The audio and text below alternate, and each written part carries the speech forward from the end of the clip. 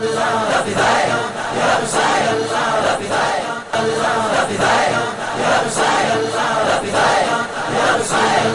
دین کو دوبارہ زندہ کر دے گا. تو ایسا خوش نصیب انسان مجدد کہلاتا ہے جو 100 سال میں پیدا ہوتا ہے، ہر صدی میں پیدا ہوتا ہے، اور وہ ایک بھی ہو سکتا ہے اور ایک سے زیادہ بھی ہو سکتا ہے، ایک سے زیادہ افراد بھی ہو سکتے ہیں وہ. اور ایسے ہی لوگوں کے تعلق سے اقبال نے کہا تھا کہ ہزاروں سال نرگس اپنی بے نوری پہ روتی ہے، ہزاروں سال نرگس اپنی بے نوری پہ روتی ہے، بڑی مشکل سے ہوتا ہے چمن میں دید ابر پیدا، بڑی مشکل سے ہوتا ہے چمن میں دید ابر پیدا. میں نے جو حدیث مبارکہ پیش کی وہ صحیح حدیث ہے. امام ابو داؤد نے اسے سنن ابو داؤد میں نقل فرمایا، اور امام حاکم نے جو ہے اسے مستدرک میں نقل کیا، اور اس حدیث کے تعلق سے فرمایا کہ یہ حدیث صحیح حدیث ہے. اور امام ذہبی نے بھی آپ کے فیصلے کو برقرار رکھا کہ یہ حدیث واقعتاً صحیح ہے. اور اسی طرح سے امام بہقی نے نقل فرمایا، امام طبرانی نے نقل فرمایا، امام جلال الدین سیوطی رحمۃ اللہ تعالی علیہ نے نقل فرمایا، امام مناوی نے نقل فرمایا. بلکہ امام جلال الدین سیوطی اس حدیث کے تعلق سے ارشاد فرماتے ہیں کہ اس حدیث کے تعلق سے حفاظ حدیث کا اتفاق ہے اس بات پر یہ حدیث صحیح حدیث ہے. مولاي صل وسلم دائما ابدا على حبيبك خير الخلق كلهم أمن تذكر جيران بذي سلام ما زجت جرى من مقلق بدم مولاي صل وسلم دائما ابدا على حبيبك خير الخلق كلهم. پیش حق مزدہ شفاعت کا سناتے جائیں گے، پیش حق مزدہ شفاعت کا سناتے جائیں گے. آپ روتے جائیں گے ہم کو ہنساتے جائیں گے، آپ روتے جائیں گے ہم کو ہنساتے جائیں گے. مولاي صل وسلم دائما ابدا على حبيبك خير الخلق كلهم.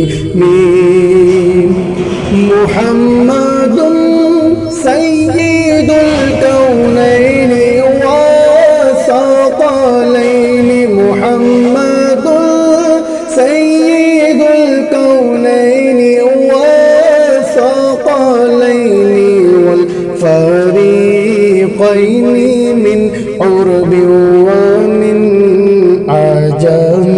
مولاي صل الحمد للہ رب العالمین والصلاة والسلام علی سید الانبیاء والمرسلین. اما بعد فاعوذ باللہ من الشیطان الرجیم. بسم اللہ الرحمن الرحیم. یا ایھا الذین آمنوا اتقوا اللہ وکونوا مع الصادقین. صدق اللہ مولانا العظیم بلغنا رسولہ النبی الامین المختار الکریم. ونحن على ذلك لمن الشاهدين والشاكرين الحمد لله رب العالمين. بکار خویش حیرانم بغسنی یا رسول اللہ، پریشانم بغسنی یا رسول اللہ. شہاب کس نوازی کن طبیبہ چارہ سازی کن، مریض درد عصیانم بغسنی یا رسول اللہ. غوث اعظم بمنی بے سر و سامہ مدد، قبلہ دی مدد، کعبہ امام مدد.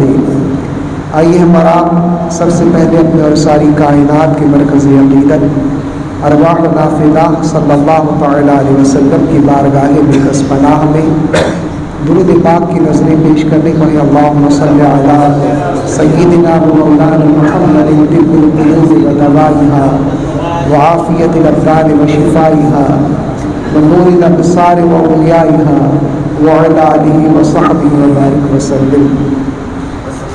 وادی رضا کی کوہ ہمالہ رضا کا ہے، وادی رضا کی کوہ ہمالہ رضا کا ہے، جس سمت دیکھیے وہ علاقہ رضا کا ہے، جس سمت دیکھیے وہ علاقہ رضا کا ہے۔ حاضرین محترم، ماہ سفر جاری و ساری ہے۔ اسی ماہ کی 25 تاریخ کو مجدد دین ملت، امام عشق و محبت سیدنا امام محمد رضا فاضل بریلوی رضی اللہ تعالی عنہ کا وصال مبارک ہوا تھا، اور اسی مناسبت سے اس ماہ مبارک میں ذکر رضا کثرت کے ساتھ کیا جاتا ہے۔ اعلیٰ حضرت کے ثناخانوں میں اپنا نام لکھانے کے لیے میں نے بہتر جانا کہ آج سیدی آقائی حضور سیدنا امام احمد رضا فاضل بریلوی رضی اللہ تعالیٰ عنہ کی زندگی پاک کے تعلق سے چند باتیں عرض کرنے کی سعادت حاصل کروں۔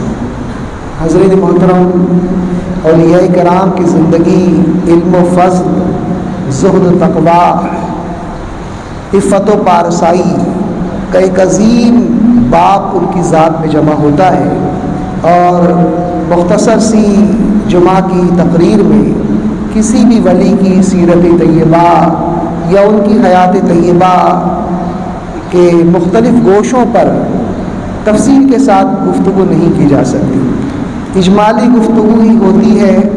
اس لیے جو ہے کسی ایک پہلو پر ہی ہم گفتگو کرنے کی سعادت حاصل کر سکیں گے۔ اعلیٰ حضرت عظیم البرکت سیدنا امام احمد رضا فاضل بریلوی رضی اللہ تعالیٰ عنہ کو اللہ تبارک و تعالیٰ نے جہاں بے شمار خوبیوں کا منبع بنایا تھا، مرکز بنایا تھا، وہیں آپ کو ایک عظیم شرف یہ بھی حاصل ہے کہ اعلیٰ حضرت 14ویں صدی کے مجدد تھے۔ مجدد ہونا، اسی کے پر آج تھوڑی سی میں گفتگو کروں گا کہ اسلام میں مجدد کا کیا مقام ہوتا ہے، اور تاجدار کائنات حضور سید عالم صلی اللہ تعالی علیہ وسلم نے خود جو ہے اپنی امت میں ایسے افراد کی بشارت عطا فرمائی جو دین کی تجدید کریں گے، جو دین کو زندہ کریں گے۔ چنانچہ تاجدار کائنات حضور رحمت عالم نور مجسم صلی اللہ تعالی علیہ وسلم نے ارشاد فرمایا کہ اللہ تبارک و تعالی اس امت کے لیے ہر صدی میں ایسے شخص کو پیدا کرے گا جو دین کو از سر نو زندہ کر دے گا۔ تو سرکار نے اس حدیث مبارکہ میں ارشاد فرمایا کہ ہر 100 سال میں اللہ تبارک و تعالی اس امت میں ایسے فرد کو یا ایسے افراد کو پیدا فرمائے گا جن کے ذریعے اللہ تبارک و تعالی دین کو از سر نو زندہ فرما دے گا۔ یعنی دین کے اندر جو کمزوری پیدا ہو چکی ہوگی، لوگوں کے اندر جو کمزوری پیدا ہو چکی ہوگی، چاہے وہ عقائد کے لحاظ سے ہو، چاہے وہ اعمال کے لحاظ سے ہو، مجدد جو ہے ان ساری کمزوریوں اور ان ساری خرابیوں کے خلاف جو ہے جہاد کرے گا، اور اللہ تبارک و تعالیٰ اسے کامیابی بھی عطا فرمائے گا، وہ دین کو دوبارہ زندہ کر دے گا۔ تو ایسا خوش نصیب انسان مجدد کہلاتا ہے جو 100 سال میں پیدا ہوتا ہے، ہر صدی میں پیدا ہوتا ہے، اور وہ ایک بھی ہو سکتا ہے اور ایک سے زیادہ بھی ہو سکتا ہے، ایک سے زیادہ افراد بھی ہو سکتے ہیں وہ۔ اور ایسے ہی لوگوں کے تعلق سے اقبال نے کہا تھا کہ ہزاروں سال نرگس اپنی بے نوری پہ روتی ہے، ہزاروں سال نرگس اپنی بے نوری پہ روتی ہے، بڑی مشکل سے ہوتا ہے چمن میں دید ابر پیدا، بڑی مشکل سے ہوتا ہے چمن میں دید ابر پیدا۔ میں نے جو حدیث مبارکہ پیش کی وہ صحیح حدیث ہے، امام ابو داؤد نے اسے سنن ابو داؤد میں نقل فرمایا، اور امام حاکم نے جو ہے اسے جو ہے مستدرک میں نقل کیا، اور اس حدیث کے تعلق سے فرمایا کہ یہ حدیث صحیح حدیث ہے، اور امام ذہبی نے بھی آپ کے فیصلے کو برقرار رکھا کہ یہ حدیث واقعتاً صحیح ہے۔ اور اسی طرح سے امام بہقی نے نقل فرمایا، امام طبرانی نے نقل فرمایا، امام جلال الدین سیوطی رحمۃ اللہ تعالی علیہ نے نقل فرمایا، امام مناوی نے نقل فرمایا، بلکہ امام جلال الدین سیوطی اس حدیث کے تعلق سے ارشاد فرماتے ہیں کہ اس حدیث کے تعلق سے حفاظ حدیث کا اتفاق ہے اس بات پر یہ حدیث صحیح حدیث ہے۔ صرف ایک دو لوگ کا اتفاق نہیں ہے، حفاظ کی جماعت کا اس بات پر اتفاق ہے یہ حدیث صحیح ہے، اور غیر مقلدوں کے پیشوا ناصر الدین البانی نے بھی اس حدیث کو صحیح قرار دیا۔ تو صحیح حدیث سے ثابت ہو گیا کہ ہر صدی میں اللہ تبارک و تعالی ایک ایسے شخص کو پیدا کرے گا یا ایسی جماعت کو پیدا فرمائے گا جو دین کو اثر نو زندہ کر دیں گے۔ ان کا مقام و مرتبہ روحانیت کی دنیا میں کیا ہے؟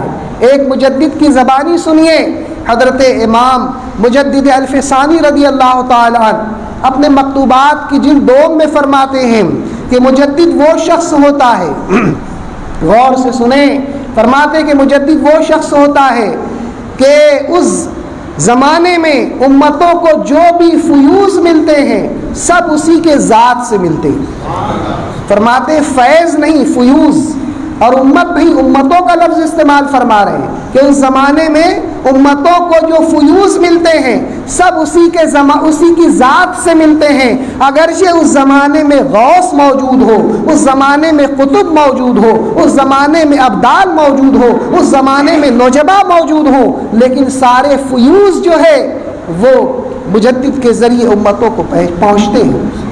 یہ مجدد کی شان ہے، اور خود میرے آقا نے جن مقدس نفوس قدسیہ کے تعلق سے فرما دیا کہ وہ دین کو زندہ کریں گے، تو ان کی فضیلت اور ان کے مقام و مرتبے میں کسی کو کیا شبہ ہو سکتا ہے۔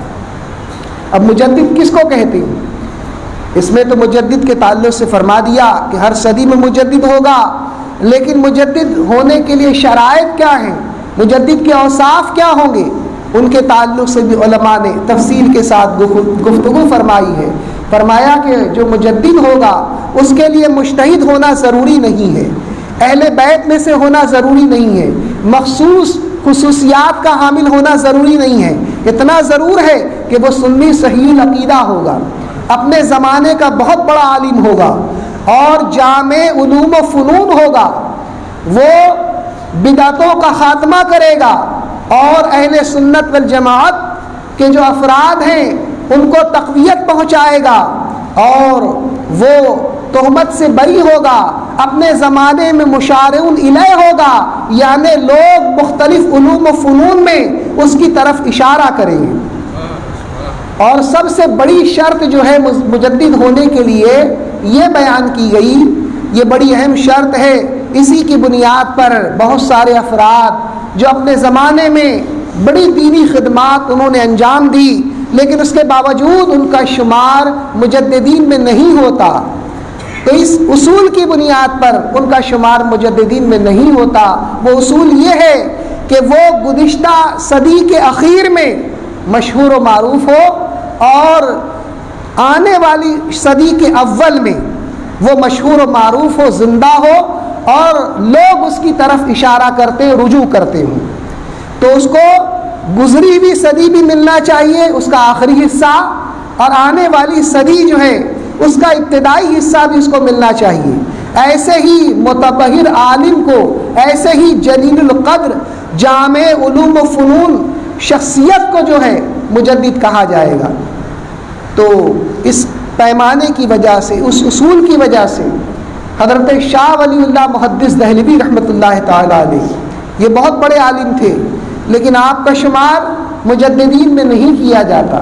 بعض خوش عقیدہ آپ سے اعتقاد رکھنے والے، آپ سے محبت کرنے والے لوگوں نے حضرت شاہ ولی اللہ محدث دہلوی کو جو ہے مجددین میں شمار کیا ہے، لیکن اعلیٰ حضرت کے جلیل القدر خلیفہ ملک العلماء مولانا ظفر الدین بہاری رحمۃ اللہ تعالی علیہ نے حیات اعلیٰ حضرت کے اندر پورا باب باندھا ہے مجدد کے اوصاف اور مجدد کی خصوصیات، مجدد کون ہوتا ہے، اس کے پر تفصیل سے گفتگو فرمائی ہے۔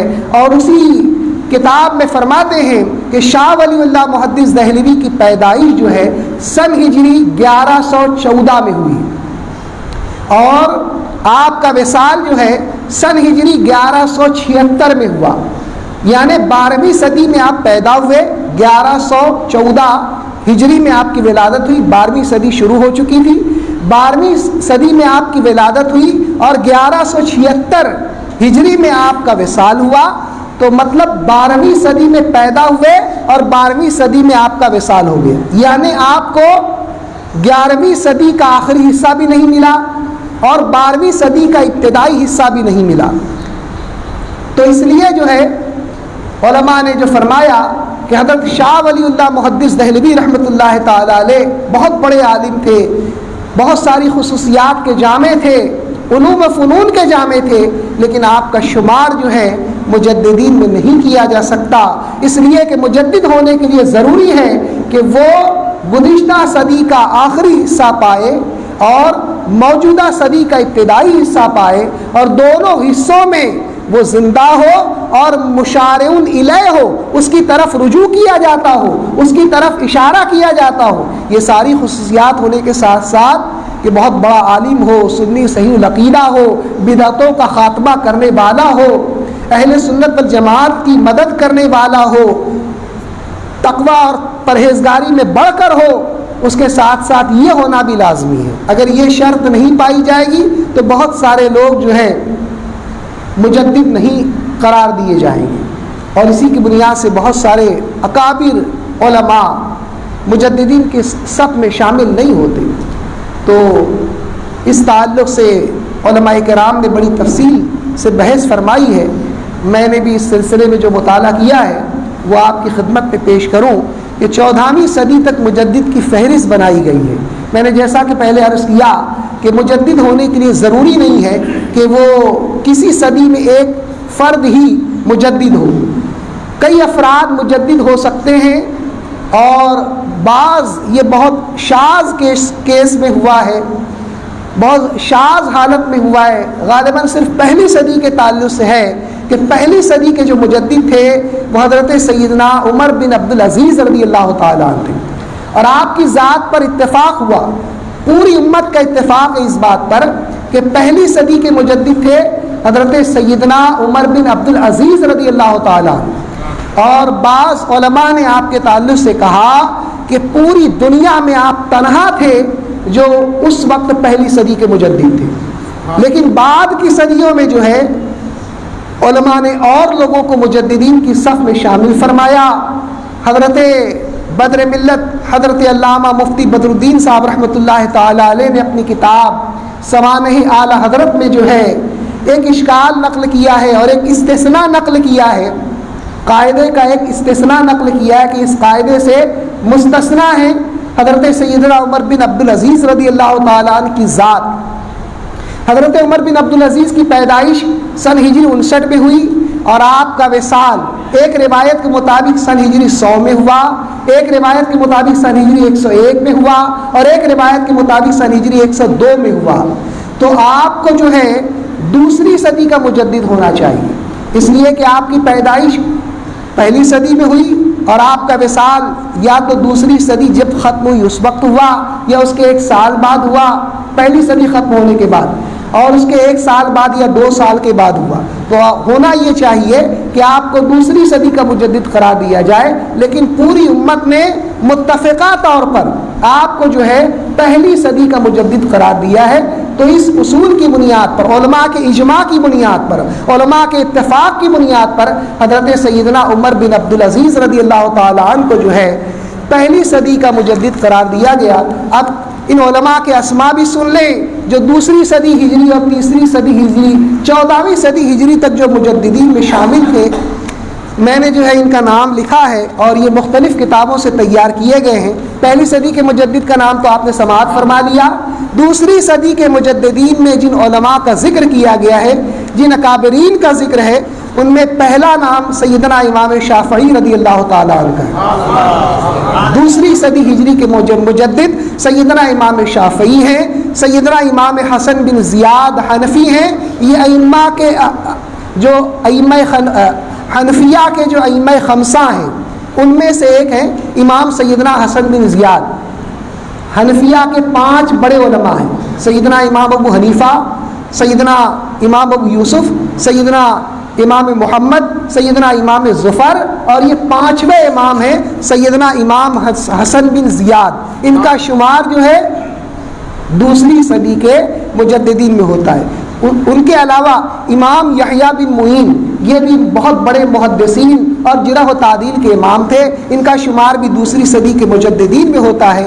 اور زاہدین میں حضرت سیدنا معروف کرخی رضی اللہ تعالیٰ عنہ کا شمار جو ہے یہ دوسری صدی کے مجددین میں ہوتا ہے۔ تو یہ 4 مقدس نفوس قدسیہ ہیں جن کا شمار دوسری صدی کے مجددین میں ہوتا ہے، اور ان کے علاوہ اور ناموں کو بھی علماء نے ذکر کیا ہے۔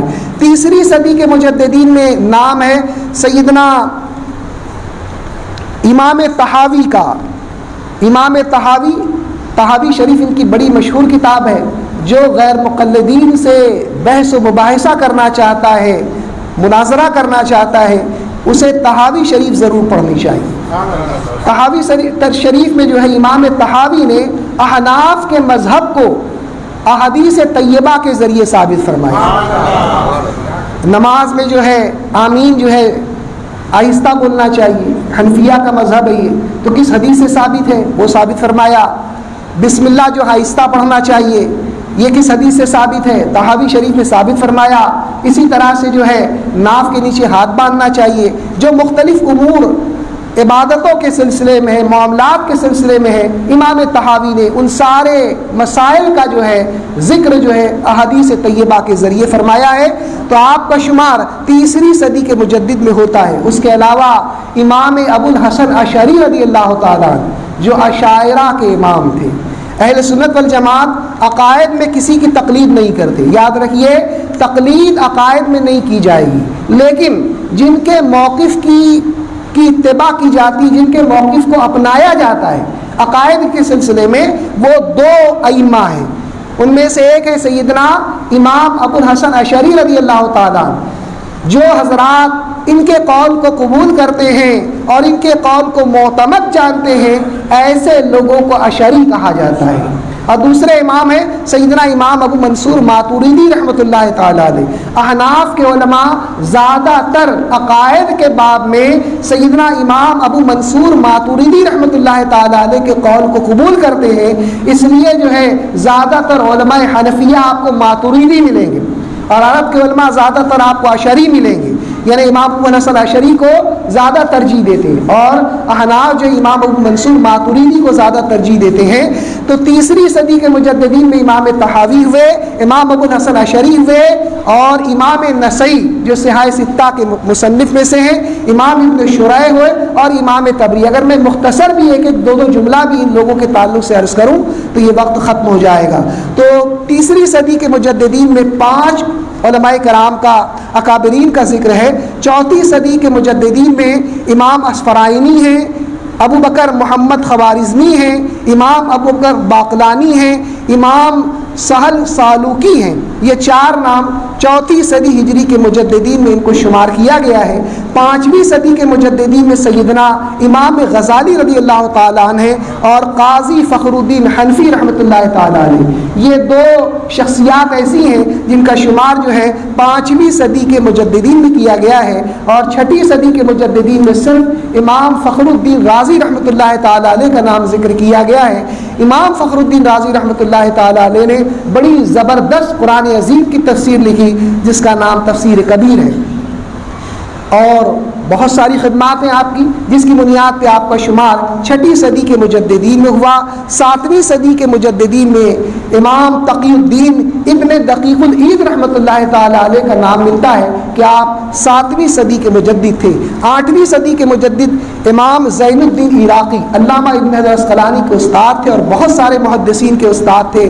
علامہ شمس الدین جزری، امام سراج الدین بلقینی، یہ 3 ائمہ کرام، 3 اکابرین ایسے ہیں جن کا شمار جو ہے 8ویں صدی ہجری کے مجددین میں کیا جاتا ہے۔ 9ویں صدی کے مجددین میں سیدنا امام جلال الدین سیوطی اور سیدنا امام سخاوی کا شمار ہوتا ہے کہ یہ دونوں بزرگ جو ہے 9ویں صدی ہجری کے مجددین میں شامل ہیں۔ اسی طرح سے 10ویں صدی ہجری کے مجددین میں امام شہاب الدین رملی اور ملا علی قاری رحمۃ اللہ تعالیٰ علیہ کے ناموں کا ذکر کیا جاتا ہے کہ یہ دونوں شخصیات جو ہے یہ 10ویں صدی ہجری کے مجددین میں ان کو شامل کیا گیا۔ علماء جو ہے ان کو 10ویں صدی ہجری کا مجدد مانتے ہیں۔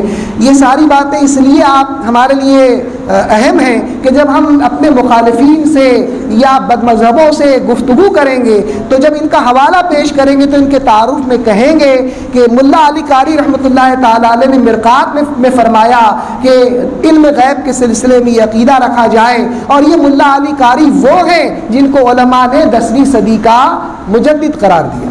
تو ان کے تعارف میں جو ہے ہم یہ باتیں پیش کر سکتے ہیں۔ اسی طرح سے 11ویں صدی کے مجددین میں سیدنا امام مجدد الفسانی رضی اللہ تعالیٰ عنہ، جنہوں نے اکبر نے جو نیا دین الہی ایجاد کیا تھا، خبیث نے اس نے بے شمار ضروریات دین کا انکار کیا، بتوں کی پوجا اور نہ جانے کیسی کیسی مشرکانہ رسوم کو اس نے رائج کیا مسلم معاشرے کے اندر، تو امام مجدد الفسانی رضی اللہ تعالیٰ عنہ نے اس کے فتنے کا خاتمہ فرمایا، اور بہت بڑے ولی کامل بھی تھے، مجدد ہونے کے ساتھ عالم ہونے کے ساتھ ساتھ اپنے زمانے کے بہت بڑے ولی کامل تھے۔ تو ان کا شمار جو ہے 11ویں صدی ہجری کے مجددین میں ہوتا ہے۔ شیخ عبدالحق محدث دہلوی رحمۃ اللہ تعالیٰ علیہ، آپ کی شخصیت کا کیا کہنا، بڑے عاشق رسول اور بہت بڑے محدث، جملہ علوم و فنون کے ماہر تھے۔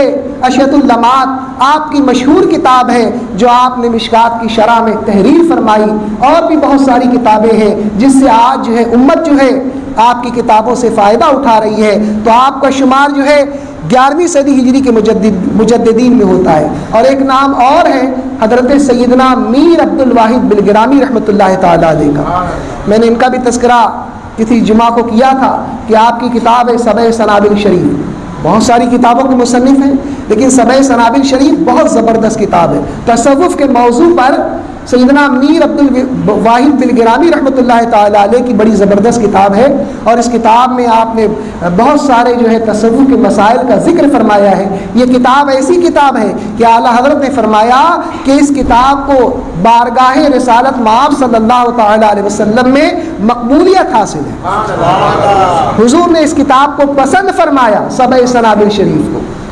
تو یہ جو ہے 13ویں صدی 11ویں صدی ہجری کے مجددین میں آپ کا شمار ہوتا ہے۔ 12ویں صدی کے مجدد، میں نے پہلے ہی وضاحت کر دی کہ بعض لوگ شاہ ولی اللہ محدث دہلوی کو 12ویں صدی کا مجدد کہتے ہیں، لیکن جو مجدد ہونے کی شرط ہے وہ شرط ان کے اندر پائی نہیں جاتی، اس لیے کہنا صحیح نہیں ہے کہ شاہ ولی اللہ محدث دہلوی 12ویں صدی کے مجدد ہیں۔ 12ویں صدی کے مجددین میں نام ہے حضرت اورنگزیب عالمگیر رحمۃ اللہ تعالیٰ علیہ، بادشاہ تھے۔ علماء کی صف میں آپ دیکھتے جائیے، علماء، زہاد، محدثین، فقہا، اس صف میں پہلا نام آیا ہے جو بادشاہ وقت ہیں، اپنے زمانے کے بادشاہ ہیں حضرت سیدنا اورنگزیب عالمگیر رحمۃ اللہ تعالیٰ علیہ کا۔ یوں تو بہت بڑا کارنامہ آپ کا ہے، بہت سارے کارنامے آپ نے انجام دیے، لیکن فتاوی عالمگیری آپ نے ایک ایسا حنفی فقہ کے فتاووں کا مجموعہ علماء کے ذریعے مرتب کروایا کہ ان کے زمانے سے لے کے انگریزوں کے زمانے تک جو ہے فقہ حنفی کے سارے مسائل فتاوی عالمگیری کے ذریعے ہندوستان میں حل کیے جاتے تھے۔ انگریزی کورٹ میں وہ کتابیں موجود تھیں اور اسی کے ذریعے فیصلے ہوتے تھے، مسلمانوں کے جو مختلف مسائل ہوتے تھے اس کے ذریعے جو ہے فیصلے ہوا کرتے تھے۔ 50 بلکہ ایک روایت میں 350 علماء لاکھوں دینار اور لاکھوں روپئے خرچ کر کے آپ نے یہ مجموعہ تیار کروایا. تو اسی لیے آپ کا شمار جو ہے 12ویں صدی کے مجددین میں ہوتا ہے. ایک اور نام ہے حضرت شاہ کلیم اللہ دہلوی رحمۃ اللہ تعالیٰ علیہ کا، اور تیسرا نام ہے قاضی محب اللہ بہاری رحمۃ اللہ تعالیٰ علیہ کا، صاحب مسلم الثبوت.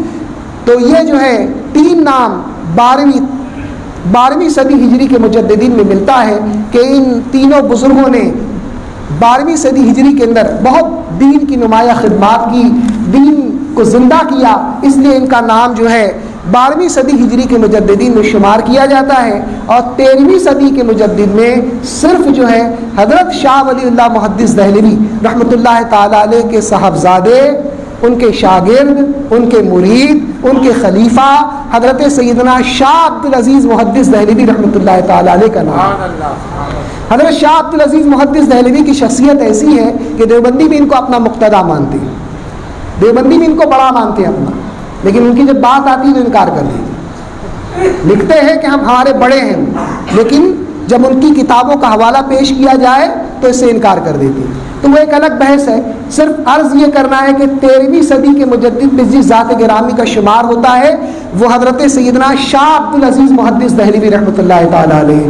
آپ نے تو یوں تو بہت ساری کتابیں لکھی ہیں، لیکن آپ کی جو کتاب ہے تحفہ اثنا عشریہ، یہ شیعوں کے رد میں اتنی زبردست کتاب ہے کہ 300 شیعہ علماء نے اس کتاب کا رد کرنا چاہا لیکن رد نہیں کر سکے. 300 شیعہ علماء نے مل کر جو ہے الگ الگ موقع پر جو ہے اس کتاب کا رد کرنا چاہا، لیکن بڑی کوششوں کے باوجود اس کتاب کا رد نہیں کر سکے. خود ملک العلماء نے اپنا ایک واقعہ ذکر کیا ہے حیات اعلیٰ حضرت میں. فرماتے کہ میں جونپور سفر کے لیے روانہ ہوا، راستے میں ٹرین کے اندر ایک شیعہ عالم جو ہے اس سے ملاقات ہوئی. اس نے جو ہے تحفہ اثنا عشریہ جو شاہ عبدالعزیز محدث دہلوی رحمۃ اللہ تعالیٰ علیہ کی بڑی بے مثال کتاب ہے اس کا ذکر کیا اور اس کا مذاق اڑانا شروع کر دیا. اور اس نے کہا کہ تحفہ اثنا عشریہ جو کتاب ہے ہمارے فلاں عالم نے 12 جلدوں میں اس کا رد لکھا ہے. پھر کہنے لگا کہ ان کا جب انتقال ہو گیا تو ان کے بیٹے نے جو ہے 10 جلدوں میں اس کا رد لکھا ہے. پھر اس کے بعد وہ کہتا ہے کہ جب بیٹے کا بھی انتقال ہو گیا تو ان کے بیٹے نے 5 جلدوں میں ان کا رد لکھنا شروع کیا ہے. 5 جلدیں مکمل ہو گئی ہیں اور اب جو ہے اور جلدیں نہ جانے کتنی تیار ہوں گی. تحفہ اثنا عشریہ کے جواب میں کہا نہیں جا سکتا. تو اس کے کہنے کا مقصد یہ تھا، پہلا مقصد تو اپنے علماء کی تعریف کہ ہمارے علماء کتنے قابل ہوتے ہیں کہ رد میں 12 جلدیں 10 جلدیں 5 جلدوں میں کتابیں لکھی ہیں. دوسرا یہ مقصد تھا کہ تحفہ اثنا عشریہ میں جو دلائل دیے گئے ہیں سارے دلائل کا جو ہے ہم نے خاتمہ کر دیا، جواب دے دیا. تو حضرت ملک العلماء رحمۃ اللہ تعالیٰ علیہ نے بہت بہترین جواب دیا. آپ نے فرمایا کہ تحفہ اثنا عشریہ کی صحیح قدر تو علماء شیعہ نے کی ہے.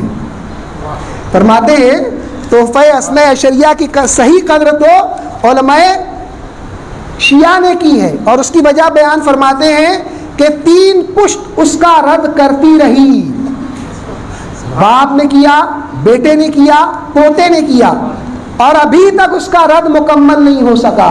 5 جلدیں لکھی گئی ہیں اور ابھی نہ جانے کتنی جلدیں لکھی جائیں گی. وہ شیعہ عالم کہتا ہے کہ پوتے نے 5 جلدیں تو لکھ دی ہیں، ابھی نہ جانے کتنی جلدیں اور لکھی جائیں گی. تو فرماتے ہیں کہ تحفہ اثنا عشریہ اتنی عظیم کتاب ہے کہ 3 پشتیں اس کا رد کر رہی ہیں اور ابھی تک جو ہے اس کا رد مکمل نہیں ہوا، اور ابھی نہ جانے کتنی جو ہے جلدیں اس کے رد میں لکھی جائیں گی. جب یہ جواب دیا تو مبہوت ہو گیا، سٹا اس کی جو سٹی مٹی گم ہو گئی، سٹ پڑا گیا، خاموش ہو گیا، لاجواب ہو گیا. ایسی ذات تھی حضرت سیدنا شاہ عبدالعزیز محدث دہلوی رحمۃ اللہ تعالیٰ علیہ. اس کے علاوہ حضرت شاہ عبدالعزیز محدث دہلوی استاد تھے علامہ فضل خیر آبادی رحمۃ اللہ تعالیٰ علیہ. یہی ایک ذات گرامی اگر آپ کے شاگردوں کی صف میں ہوتی تو آپ کی عظمت کے لیے کافی تھا. پورا سیمینار کرتے ہیں لوگ حضرت علامہ فضل خیر آبادی رحمۃ اللہ تعالیٰ علیہ کی ذات پر. خود شعبان سر نے بھیونڈی میں سیمینار کروایا ہے. حضور علامہ فضل خیر آبادی رحمۃ اللہ تعالیٰ علیہ کی حیات اور خدمات پر بھیونڈی میں بھی سیمینار کیا گیا ہے، اور بھی جگہوں پر کیا گیا. ایسی شخصیت ہے کہ ایک نشست میں 10-15 منٹ میں ان کا ذکر مکمل ہی نہیں ہو سکتا.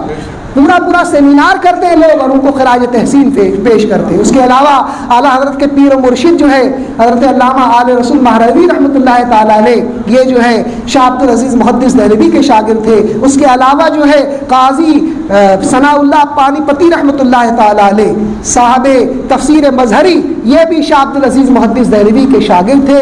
ایسے علماء شاہ عبد العزیز محدث دہلوی کے شاگرد تھے، تو ان کی خدمات سے کوئی انکار نہیں کر سکتا. اسی لیے 13ویں صدی کے مجدد میں شاہ عبد العزیز محدث دہلوی کا ذکر کیا گیا ہے، اور 14ویں صدی ہجری کے مجدد ہیں سیدنا امام احمد رضا فاضل بریلوی رضی اللہ تعالیٰ عنہ. آپ کا ذکر جمیل انشاءاللہ آئندہ ہفتے کرنے کی سعادت حاصل کروں گا. اللہ تعالیٰ ان بزرگوں کے فیوز سے آپ کو مالا مال فرمائے. اما علینا الا البلاغ.